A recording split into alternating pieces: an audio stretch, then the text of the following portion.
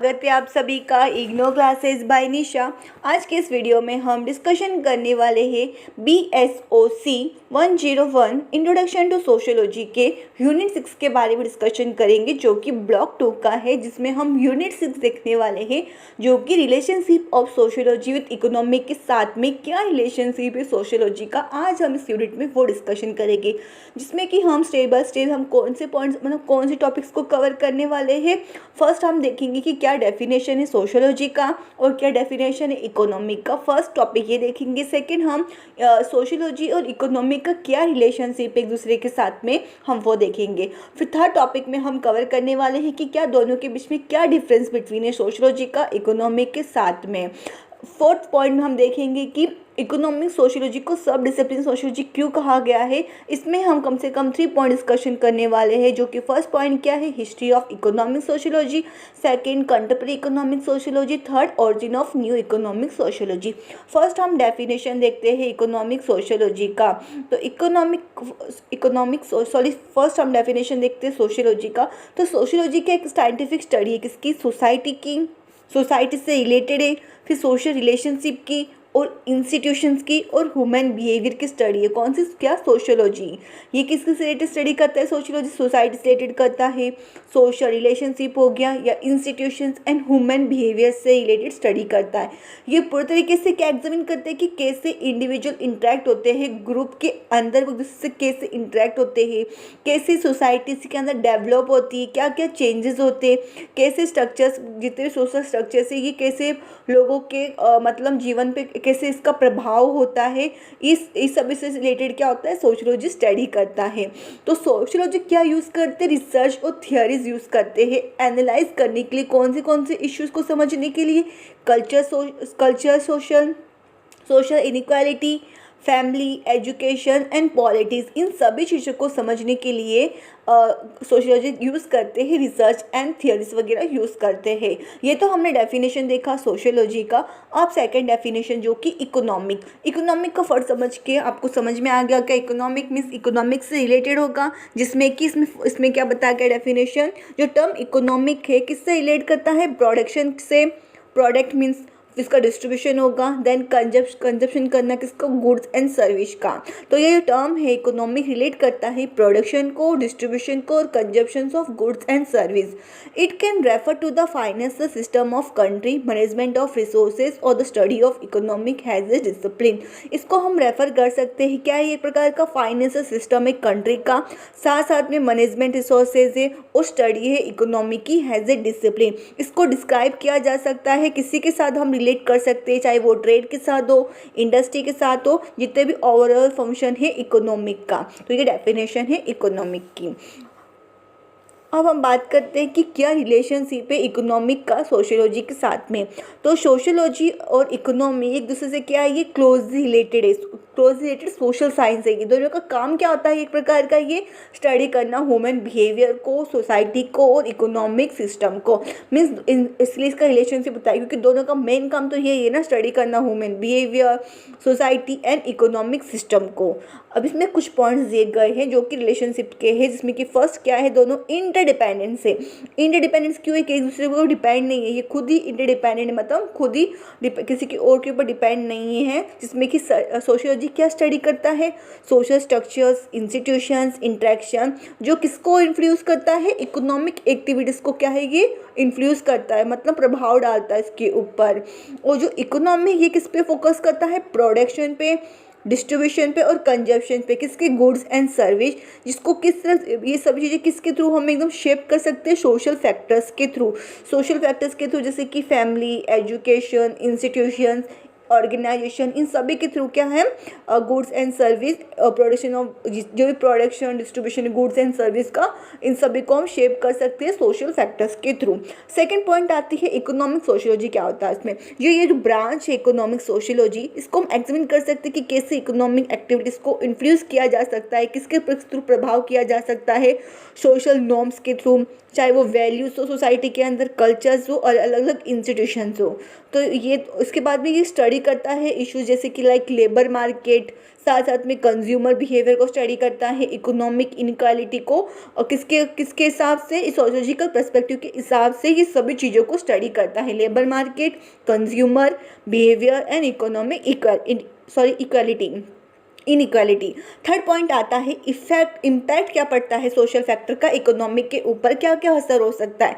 तो social factor कौन कौन से हो गए, जैसे कि क्लास है, जेंडर है, एजुकेशन है, रिलीजन, ये सभी चीज़ें के इम्पैक्ट डालते हैं किसके, इकोनॉमिक के बिहेवियर पे। इकोनॉमिक बिहेवियर कौन कौन से हो गए, इनएम्प्लॉयमेंट हो गए, इंटरप्रेन्योरशिप हो गया एंड कंजप्शन, जो यूज़ करने वाला जो कंजप्शन होते हैं वो हो गए। इन सभी चीज़ों पे के सारे सोशल फैक्टर्स क्या इम्पैक्ट डालते हैं, किस चीज़ का प्रभाव होता है इन सभी चीज़ों के ऊपर।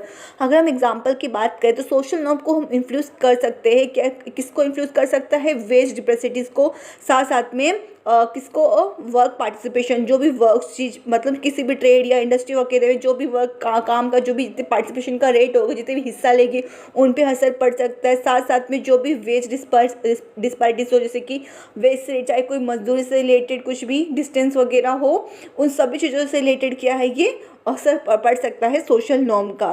फोर्थ पॉइंट आता है इकोनॉमिक का क्या इम्पैक्ट पड़ता है अब सोसाइटी पे। फर्स्ट तो हमने देखा कि सोशल, थर्ड पॉइंट हमने क्या देखा, इम्पैक्ट क्या पड़ता है सोशल फैक्टर का इकोनॉमिक पर, ठीक है। अब फोर्थ पॉइंट में हम देखने वाले हैं कि इकोनॉमिक का क्या इम्पैक्ट पड़ता है सोसाइटी पर। तो इकोनॉमिक की जितनी भी पॉलिसीज़ है और सिस्टम है, जैसे कि कैपिटलिज्म, सोशलिज्म, ये शेप करता है किसको, सोशल स्ट्रक्चर को, जितने भी सोशल स्ट्रक्चर्स है उनको शेप करता है, जो लाइफ स्टाइल पीपल की सोसाइटी के अंदर उनको, और जो क्लास रिलेशन एक दूसरे के बीच में, इन सभी चीज़ों को क्या ये शेप करता है, प्रकार का आकार देता है। उसके बाद में इकोनॉमिक राइज से, जैसे कि अगर इकोनॉमिक में कुछ भी प्रॉब्लम्स या कुछ भी संकट वगैरह कुछ भी प्रॉब्लम्स अगर आती है, जैसे कि रिसेशन मीन्स किसी पर्सन को कोई वापस ही आता है, रिसेशन का मीन्स होता है वापस आना, मतलब अगर वो किसी चीज़ में हिस्सा लेता है, चाहे वो इंडस्ट्री में काम करता है, वो उसको छोड़कर वापस उस जगह पे आ जाता है, कि मतलब छोड़ पकड़ कर छोड़ देता है। तो इन सब चीज़ों के कारण क्या होता है, अनएम्प्लॉयमेंट के रीज़न होते हैं। तो अनएम्प्लॉयमेंट होगा, लोग काम वगैरह कम करेंगे तो गरीबी आएगी, साथ साथ में सोशल अनरेस्ट भी होगा। उसके बाद में फिफ्थ पॉइंट आता है शेयर करते हैं कॉन्सेप्ट और मेथड्स को। दोनों क्या क्या शेयर करते हैं, तो दोनों डिसिप्लिन सोशियोलॉजी और इकोनॉमिक यूज़ करते हैं statistical and qualitative research method use करते हैं, किसको एनालाइज मतलब समझने के लिए एनालाइज करते हैं ह्यूमन बिहेवियर को। जैसे कि अभी कॉन्सेप्ट अगर हम बात करें, सोशल कैपिटल, लेबर मार्केट, साथ साथ में वेदर डिस्ट्रीब्यूशन, इन सभी चीज़ों को हम स्टडी कर सकते हैं दोनों फील्ड में। कौन कौन से फील्ड में, सोशियोलॉजी और इकोनॉमिक स्टडी में। इकोनॉमिक में हम इन सब चीज़ों को स्टडी कर सकते हैं, चाहे वो सोशल कैपिटल हो, लेबर मार्केट हो एंड वेल्थ डिस्ट्रीब्यूशन हो। सिक्स पॉइंट आता है की थियरीज कौन कौन सी है दोनों के बीच में, जैसे कि कार्ल मार्क्स ये पूरी तरीके से एग्जामिन करता है किसके रिलेशन बिटवीन में, इकोनॉमिक और क्लास, सोशल क्लास के, इन चीज़ों के बारे में क्लास मार्क्स ने बताया है, रिश्ते के बारे में। फिर वेक्स माबर ने किसको एक्सप्लोर किया कि कैसे religion and culture factors influence करते हैं इकोनॉमिक के सिस्टम को। इकोनॉमिक के सिस्टम को कैसे मतलब एक प्रभाव डाला जा सकता है रिलीजियस और कल्चर फैक्टर्स के थ्रू। ये तो किसने बताया है, मैक्स वेबर ने बताया है।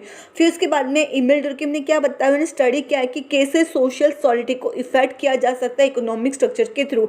सॉलिडिटी का मीन्स क्या होता है, सोशल की जो यूनिटी है सोसाइटी के अंदर, इन सभी चीज़ों को इफेक्ट कैसे एक इफेक्ट डाला जा सकता है इकोनॉमिक स्ट्रक्चर के थ्रू। ये किसने स्टडी की है, इमेल डुर्किम ने स्टडी की है।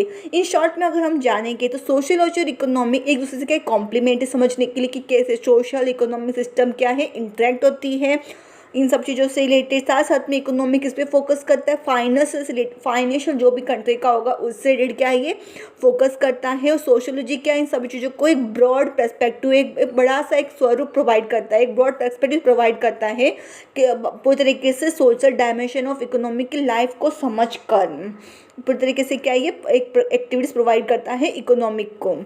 ये तो हमने देखा रिलेशनशिप बिटवीन। अब हम देखने वाले हैं कि इकोनॉमिक सोशियोलॉजी को सब डिसिप्लिन क्यों कहा गया है। तो फर्स्ट पॉइंट हम देखते हैं हिस्ट्री, क्या हिस्ट्री इकोनॉमिक सोशियोलॉजी की। One can see the root of economic sociology in the classical philosophical and social science tradition. However, it emerged as systematic academic subdivision of sociology in less than century ago. जैसे कि हम देख सकते हैं जो economic जो sociology की जो रूट है, मतलब जो जो जड़ जो इकोनॉमिक का जो शब्द का जो जड़ आया था वो हम किस में देख सकते हैं, क्लासिकल फिलोसॉफिकल में देख सकते हैं। क्लासिकल फिलोसॉफिकल मीन्स का क्या होता है, एक ऐसा जहाँ की बहुत सारे आइडियाज़ हो, साथ साथ में अलग अलग मेथड जो ओरिजिनेटेड होते हैं, मतलब एक सेट है जो क्लासिकल फिलोसॉफिकल को कहा गया, जिसमें कि बहुत सारे आइडियाज़ और मेथड वगैरह ओरिजिनेटेड किए गए थे एशियन टाइम पे। तो वो एक क्लासिकल फिलोसॉफिकल में देख सकते हैं हम इकोनॉमिक सोशियोलॉजी को, साथ साथ में सोशल साइंस ट्रेडिशंस में देख सकते हैं। हाउएवर लेकिन ये इमर्ज कब हुआ था, ये इमर्ज किसके रूप में हुआ था, मतलब उभर के वो किस रूप में आया था, सिस्टमेटिक एकेडमिक सब डिविजन्स के रूप में आया था सोशियोलॉजी के। कब आया था, मतलब एक सदी से पहले का समय पहले था, उस समय आया था ये। अब हम बात करते हैं आफ्टर जब वो एकेडमी सब डिसिप्लिन बन गया था, इस डिसिप्लिन का किसका, सोशियोलॉजी का, इनका मतलब इसके बाद में जो एकेडमी सब डिसिप्लिन का क्या हुआ था, एक बहुत बड़ा योगदान था इसको एनालाइज करने का, सोसाइटी को इकोनॉमिक के रूप के हिसाब से सोसाइटी को समझने का।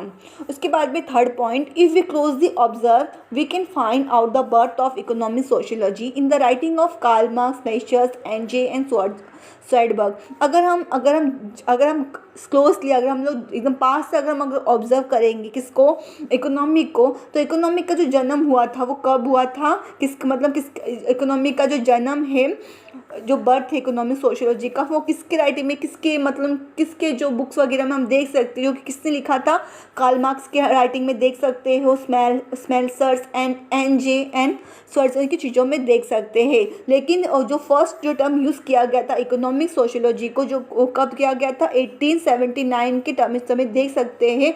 ये वर्क हम किसके रूप में, मतलब ये जो काम है जो ब्रिटिश इकोनॉमिस्ट हुआ करते हैं, इनका नाम है डब्ल्यू स्टैनली जेवंस के वर्क में हम ये देख सकते हैं इकोनॉमिक सोशियोलॉजी के बारे में, जो कि 1879 में उभर के आया था। इसके बाद में फोर्थ पॉइंट आता है, जो टर्म इकोनॉमिक को ओवर स्ट्रेटजी को हम इसको अपेयर, मतलब जो टर्म है सोशियोलॉजिस्ट का, जो टर्म इकोनॉमिक का है, ये सोशियोलॉजिस्ट का मतलब एक प्रकार का क्या है, एक रूप में आया था, सोशियोलॉजी के एक ऊपर के रूप में आया था, जो कि एग्जाम्पल किसके वर्क में देख सकते हैं हम, डुर्किम के और वेबर के देख सकते हैं। कौन समय में, 1890 से लेकर 1920 के बीच में देख सकते हैं। उसके बाद में फिफ्थ पॉइंट क्या है, it also during this decade classical economic sociologist born. अगर हम बात करें 10वीं सदी थी उस टाइम, जो क्लासिकल इकोनॉमिक सोशियोलॉजी का जन्म कब हुआ था, इसका जन्म हुआ था किसके वर्क में हम देख सकते हैं, इसका जन्म हैज़ इट सब discipline of labour in society 1839 में बाय डुर्किम ने की, जो डुर्किम ने जो लिखी थी बुक्स वगैरह में लिखी, जो इनका रिटर्न जो वर्क था, जिसको क्या कहा जाता है डुर्किम का, has the divisions of labour in society, जो 1893 में किसके थ्रू लिखी गई थी, डुर्किम के थ्रू देख सकते हैं। साथ में फिलोसॉफी ऑफ मॉर्नी 1900 में किसके थ्रू देख सकते हैं हम, सिम्बल ने लिखा था, उनके बुक में, मतलब उनके वर्क में देख सकते हैं। साथ में इकोनॉमिक सोसाइटी वेबर के, इन सभी के मतलब राइटिंग के, जी सोशियोलॉजिस्ट के इनके वर्क में हम इकोनॉमिक सोशियोलॉजी का जन्म कैसे हुआ था, ये सभी चीज़ें हम इनके वर्क में देख सकते हैं।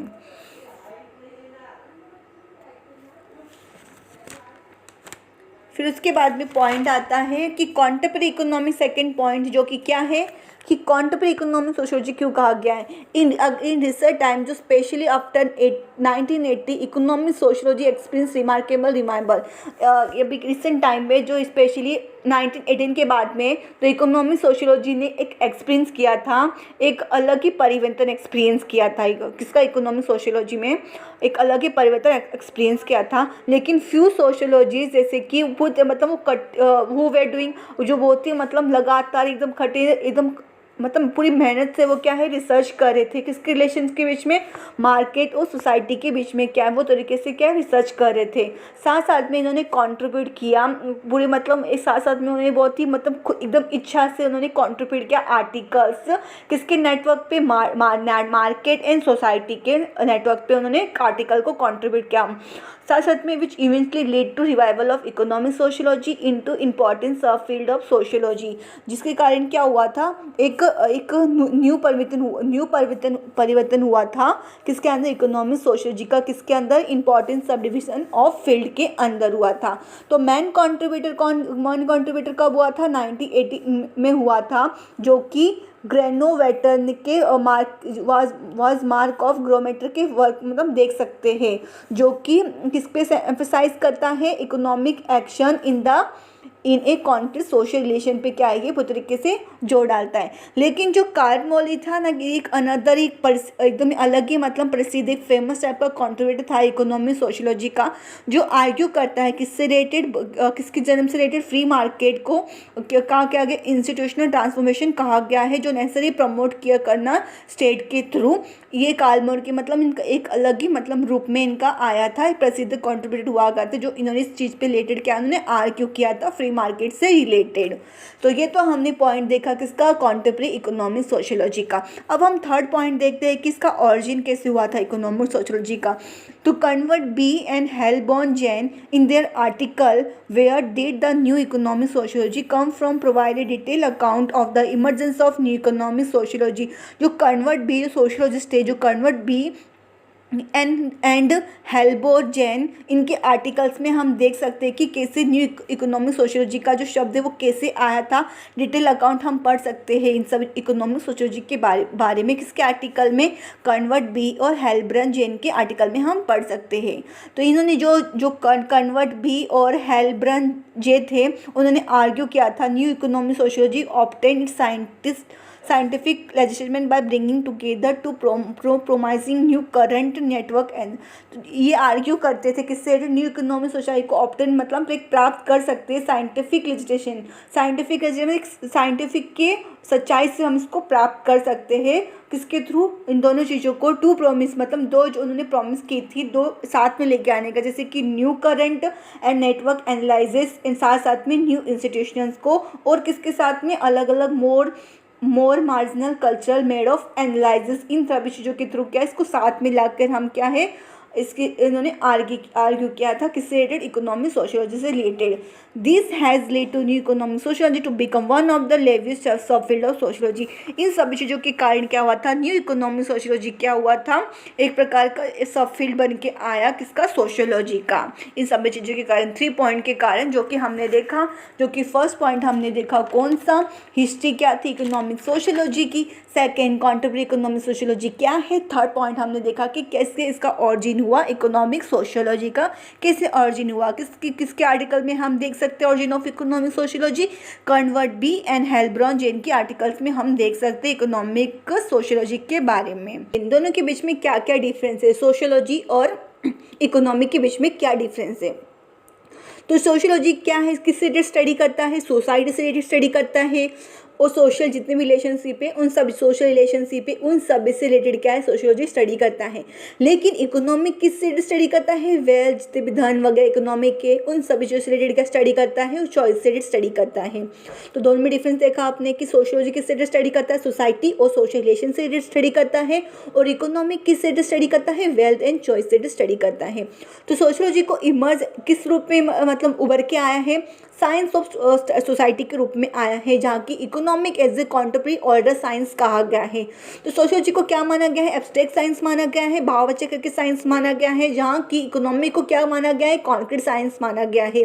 तो जनरली अगर सोशल साइंस सोशियोलॉजी किसके साथ डील करता है, जितने भी सोशल साइंस के पहलू मतलब एक्सपर्ट्स है सोशल साइंस की, इन सभी चीज़ों के साथ में क्या है सोशियोलॉजी डील करता है।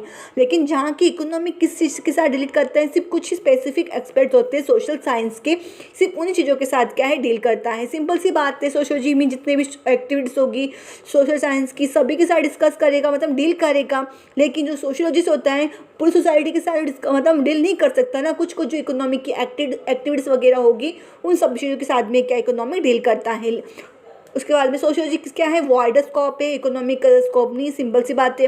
तो सोशियोलॉजी सब चीज़ों के साथ डील करता है मतलब उसका ज़्यादा स्कोप होगा, और इकोनॉमिक क्या है हर चीज़ के साथ में डील नहीं करता है। ये सिर्फ क्या है कुछ इकोनॉमिक एक्टिविटीज होती है सिर्फ उन चीज़ों के साथ डील करता है, तो उसका स्कोप भी कम होगा। तो सोशियोलॉजी किसके साथ कंसर्न किया जाता है, सोशल एक्टिविटीज़ माना गया है, जहाँ की इकोनॉमिक को कंसर्न किया गया इकोनॉमिक एक्टिविटीज़ के साथ में। सिंपल सी सोशियोलॉजी किसके साथ मतलब कंसर्न किया जा सकता है, जितने भी सोशल एक्टिविटीज़ होगी उन सब चीज़ों से रिलेटेड क्या आगे स्टडी करेगा।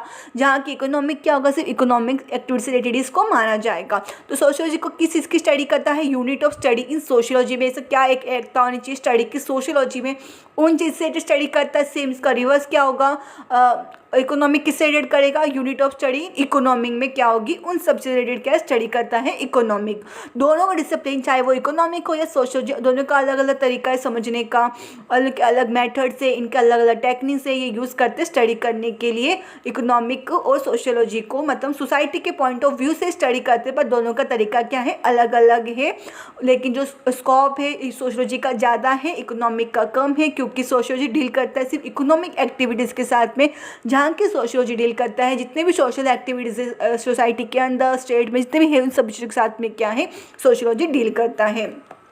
तो आज के इस यूनिट में हमने देखा sociology of relationship with economy के साथ में क्या रिलेशनशिप है। आज के इस वीडियो में हम देखा, जैसे कि मैं आपको बताती हूँ इसके अंदर कौन कौन से टॉपिक इन्वॉल्व है, जैसे कि रिलेशनशिप ऑफ सोशियोलॉजी क्या इकोनॉमी के साथ में है, साथ साथ में डिफरेंस क्या इकोनॉमिक सोशियोलॉजी का, और इकोनॉमिक सोशियोलॉजी को सब डिसिप्लिन क्यों कहा गया। तो ये 3 टॉपिक एग्जाम में हमेशा पूछे जाते हैं, तो आपको अच्छे से मतलब प्रिपेयर कर लेना है और एक एक चीज़ को आपको समझ लेना है। आई होप कि मैंने आपको एक एक चीज़ की आपकी टॉपिक क्लियर हो चुका होगा, जो कि मैंने आपको डेफिनेशन बताया, साथ साथ में इनकी क्या रिलेशनशिप है, डिफरेंस बिटवीन क्या है, और इकोनॉमिक सोशियोलॉजी को सब डिसिप्लिन ऑफ सोशियोलॉजी क्यों कहा गया है। मैंने आपको एक एक चीज़ों को डिटेल में समझाया है। अगर आपको कुछ भी समझ में नहीं आया हो, कुछ भी डाउट और क्वायरी हो इस वीडियो से रिलेटेड या इस यूनिट से रिलेटेड, तो आप मुझे कमेंट करके बताना है कि आपके क्या डाउट और क्वायरी है, तो आप मुझे कमेंट करके ज़रूर बताना है। तो जिन लोगों ने जो प्रीवियस यूनिट्स नहीं देखा हो, जैसे कि यूनिट 1, यूनिट 2, यूनिट 5 तक नहीं देखा हो, तो प्लीज़ एक बार जाके वो यूनिट देख लेना। मैं आपको लिंक डिस्क्रिप्शन बॉक्स में प्रोवाइड कर दूंगी, ताकि आप वो पहले वाले यूनिट देखोगे, जिससे क्या होगा, आपका यूनिट 6 जो यूनिट होगा ये वाला यूनिट 6 पे आपको अच्छे से समझ में आ जाएगा। तो मैं आपको लिंक डिस्क्रिप्शन बॉक्स में प्रोवाइड कर दूंगी, तो आप वो सारे यूनिट्स को देख लेना है और अच्छे आपने और सब मतलब जो इंट्रोडक्शन टू सोशियोलॉजी का जो BSOC 101 के जो चैप्टर से आपको सारे क्लियर हो जाएगी स्टेप बाय स्टेप। तो आपको सारे यूनिट्स को देखना है। और कुछ भी डाउट आता है आपको या क्वेरी आता है, तो मुझे कमेंट करके ज़रूर बताना है। मैं कोशिश करूँगी कि आपकी एक ही चीज़ों को मैं आपके डाउट को क्लियर कर सकूँ और आपको अच्छे से एक एक टॉपिक को मैं समझा सकूँ। तो डाउट हो तो प्लीज़ मुझे कमेंट करके बताना है। और साथ साथ में मैं आपको लिंक डिस्क्रिप्शन बॉक्स में इसका PDF भी प्रोवाइड कर दूँगी, जो मैंने आपको इसमें नोट्स प्रोवाइड किए हैं। आप ये सेम एग्जाम में लिखोगे तो भी आपको मार्क्स मिल जाएगा, तो उसका आपको नोट आपको लिख लेना है। अगर हो सके तो आपका इसका लिंक डिस्क्रिप्शन बॉक्स में मैं आपको प्रोवाइड कर दूंगी, जिससे कि आप अच्छे से चीज़ों को यूज़ कर सकोगे।